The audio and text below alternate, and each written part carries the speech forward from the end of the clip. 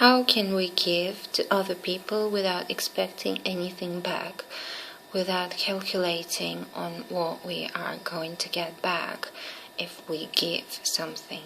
And a lot of us calculate, and that stops us from receiving. Because when you give something to somebody, if it's physical or if it's emotional, like love, you expect to get it back from them in exactly the same form. But the fact is that we people, we are not individuals, we are one organism, and we are all interconnected, connected by this invisible to the human eye energy.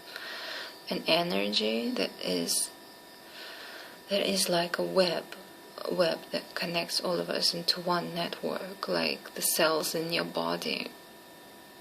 We are one body with other people, you and me and the others.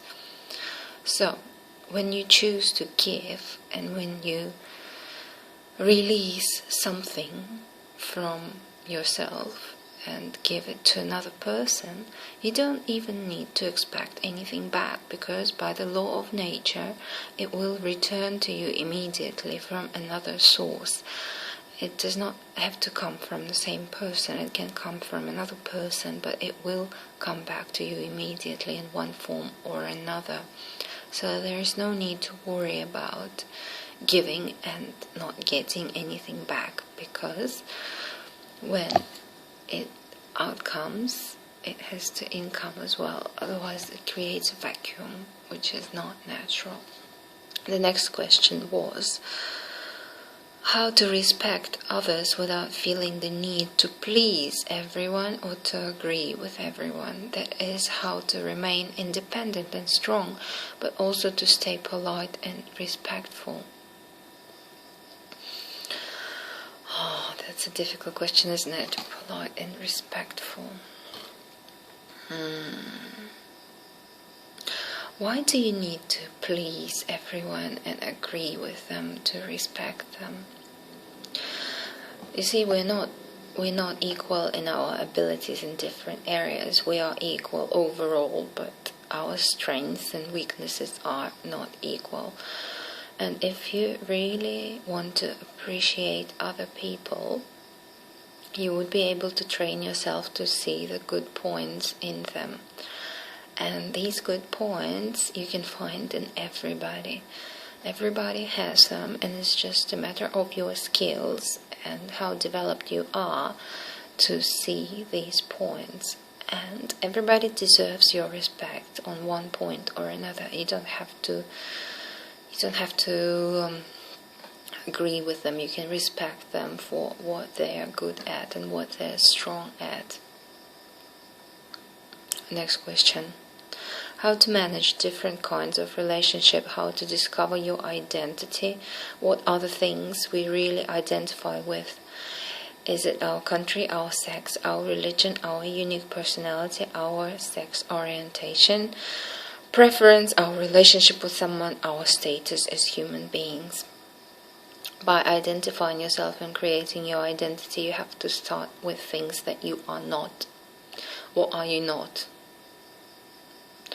Perhaps you're not a liar, perhaps you're not a murderer, perhaps you are not a racist. So start by crossing out things that you are not. And then you will be left with a lot of things that you might be. And you can choose of what you want to be, and that creates your identity. I choose not to belong to any country or any nation or any group that is considered to be, say, European or Asian or, African. And I choose not to talk about my age and discriminate people on their age. And keep the identity wide and open, because by crossing out what we are not, we are narrowing our identity and narrowing our views by that as well. You see, if you are European, you are not Asian, you might be slightly disconnecting yourself with the Asian group, and getting closer to the European group, that creates the gap of where you don't really have to create the gap. So I don't know if identity is really a good thing. Plus, you can also have something like a floating identity. One day you are one, and the next day you are the other you. And that can be fun, but don't get confused by it, and keep track of your identities so that other people don't get confused by you as well. And how to manage different kinds of relationships. Different kinds of relationships with other people.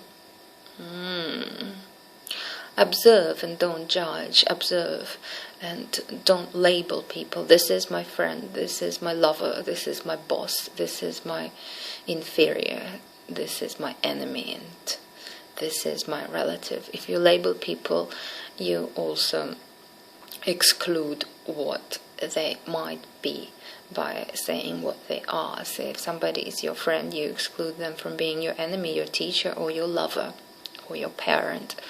And at different times in your life, different people can take on different roles. Your boyfriend can be your friend, can be your teacher, your girlfriend, your partner can be your enemy sometimes, because they make you into the person that you don't want to be. And your parents can be somebody who contribute to you, but also who make you suffer and perhaps limit you from things that you could be doing by placing constraints like expectations and things that would be embarrassed by if you did something that you would really feel like doing. Say if you want to get a sex change, your parents would object to it, and that means that they are limiting you from developing into something from exploration that you might enjoy and benefit from. So don't label people when you create relationships. This is just a person. This is a person named Lena, and we are connected with her, and we're exploring what this relationship might be and might bring us, and it will make me grow in different ways. And instead of labeling Lena your queen, your mistress, or your friend, or your advisor, your teacher, your trainer, you can just keep Lena as Lena and see what comes of it. Keep it open. How to discover your identity, we have that one, right? And what stuff to study and learn in order to broaden our perspective and understanding and to keep our brain in shape. It can be literature, languages, music, programming, maths, etc. Well, you study a lot and you can read a lot of books, but there's also one area of study that I promote is de-studying and unstudying, unlearning, as in purifying yourself to the state of child, getting back to your roots, if you like to say. If you remember when you were a child and you were in the process of learning all these new things, getting back to that process. So not topping up, but removing one by one every notion that you know, things that you might think that you've been taught at school, that you heard in life. Start to remember what it was like to be 6 or 7, when you would go out into the playground and see other children, and you would say, "Hey, can you be my friend?" And you would not be thinking, now what can I gain from this relationship, and what does this boy have that I could use to my advantage so I can benefit from him. It wasn't like that. It was friendship for friendship, and we were pure without any extra knowledge. And sometimes learning is an exploration of unlearning. It's not that you would forget what you have already know. The knowledge is still staying with you, but you will learn how to get back to that state if you need to. And that state is a naked state, a state of the original self, when you can judge things from a neutral point of view without any prejudice.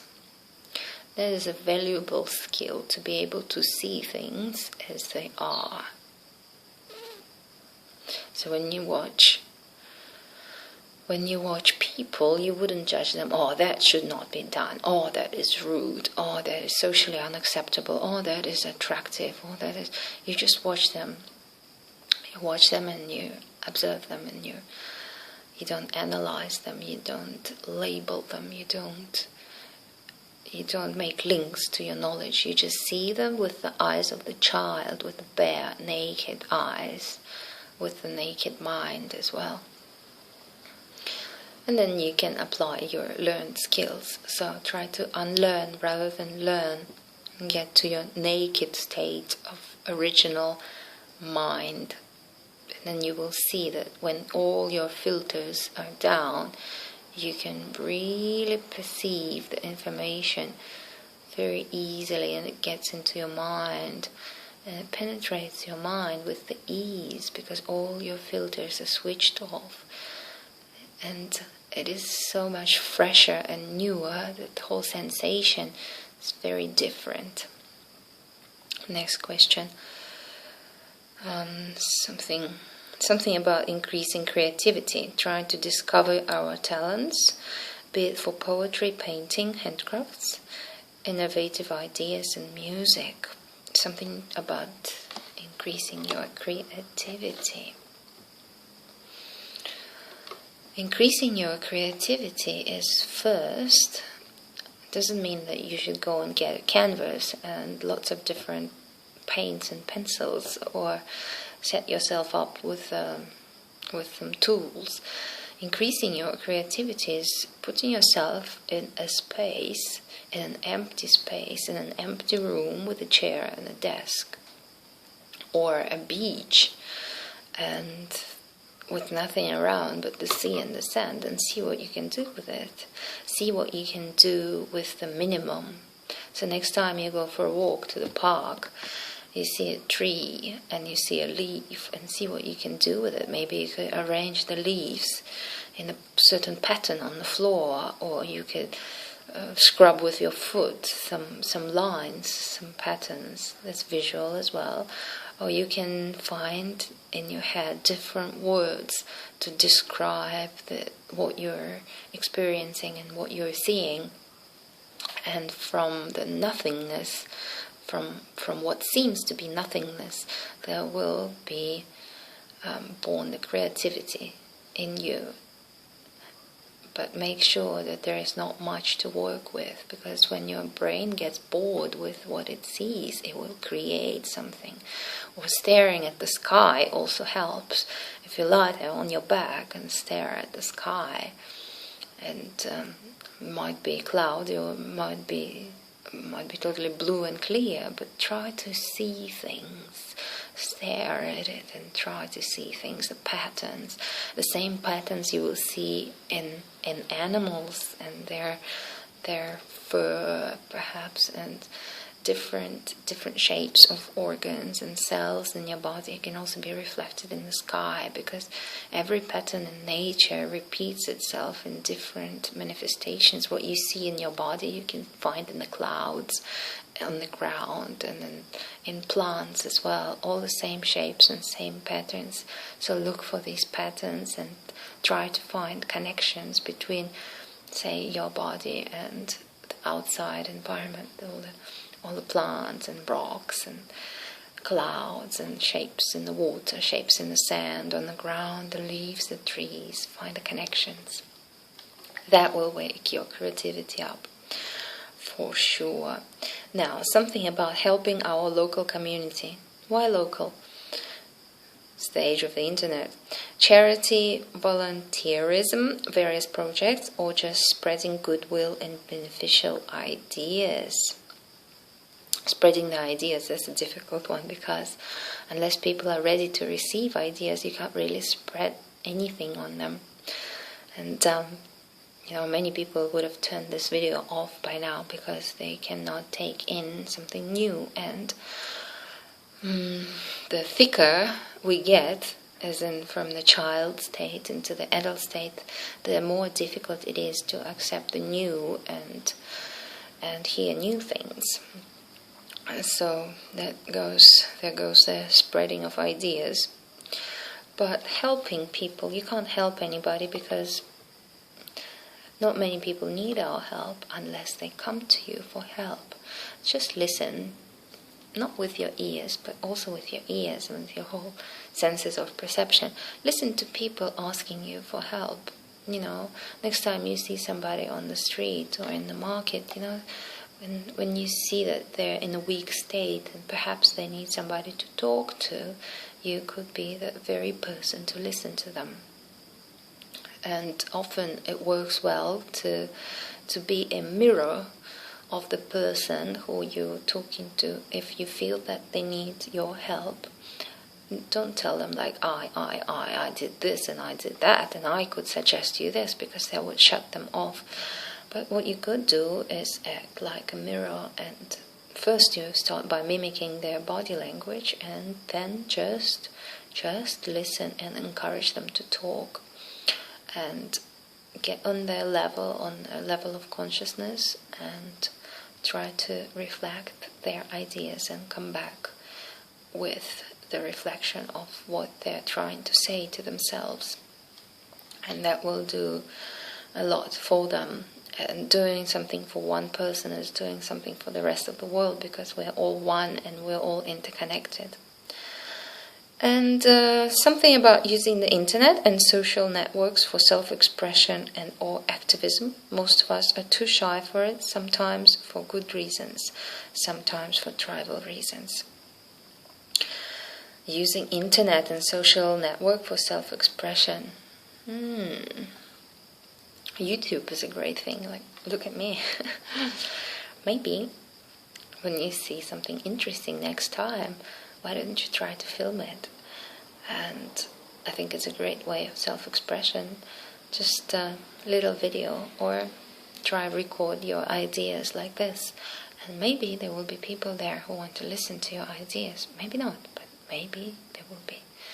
And if you're listening to this, it makes me happy. And it will also make you happy if you come up with a few ideas yourself and let other people know what you think. And perhaps they will send you some feedback, and you can start this whole new connection with the people in other countries. But it's not about you, it's about them and you equally. So it has to circulate. You have to connect, and you have to be curious, genuinely curious in other people and who they are and why they're interested in your ideas and what led them to the same interests, to the same ideas. This is all of your questions for today. I hope the answers are satisfying, and I hope you have a good sleep tonight.